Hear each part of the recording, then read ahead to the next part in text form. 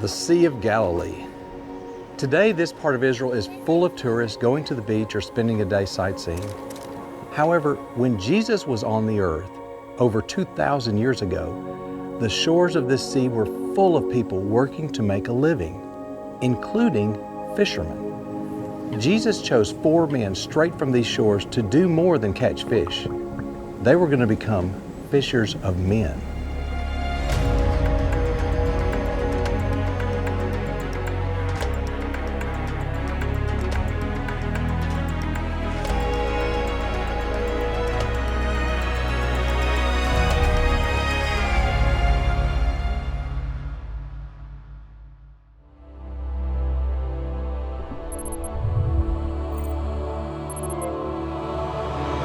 Measuring just 8 miles wide and 12 miles from top to bottom, the Sea of Galilee is a very large lake, also called the Lake of Gennesaret.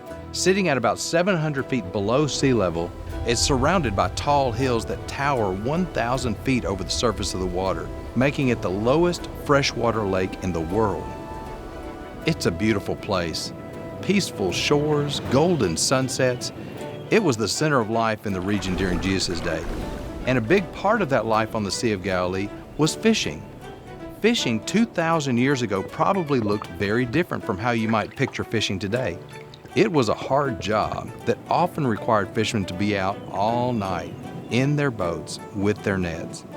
Then, in the morning, they would sit on the shore and mend the holes in their nets to get ready for another night of fishing. Fishing was such a big business. In the town of Magdala, archaeologists have discovered a fishery and special tanks for holding fresh fish in the marketplace. In Matthew chapter 4, we read about Jesus walking on the shore and observing the fishermen working. He calls his first 2 disciples, Peter and his brother Andrew, to follow him. Jesus was from Galilee, and Peter and Andrew lived in the small town of Capernaum, right on the shore of the sea. Since Jesus grew up in Galilee and spent most of his life there, it makes sense that he would start there when looking for disciples to follow him. In that chapter, it says Peter and Andrew were casting a net into the sea. We don't cast many nets today, so what would that have looked like? On a trip to Israel, I got to see how a net, similar to the one the disciples might have used, is cast. It was interesting to see because it's very different from using a fishing pole. 1, 2, and...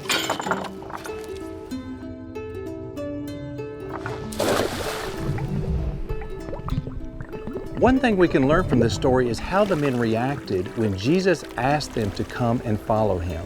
It says they immediately left their nets and followed Jesus. Jesus had big plans for Peter, Andrew, and the other fishermen that he called to follow him that day, James and John. These men were going to work with Jesus to teach, and after Jesus left earth at the end of his ministry, these men would play a big role in helping to establish the Lord's church.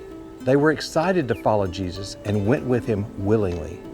Fishermen weren't well-educated men. They didn't have a lot of influence with people in society.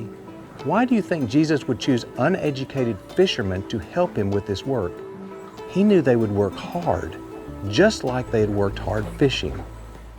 Just like Peter, Andrew, James, and John, we need to be working hard for God. And even more, these fishermen left everything to follow Jesus. And we need to be willing to follow Jesus no matter what we have to leave behind. We all need to be fishers of men, to go out into the world, to share God's word and bring people to Jesus.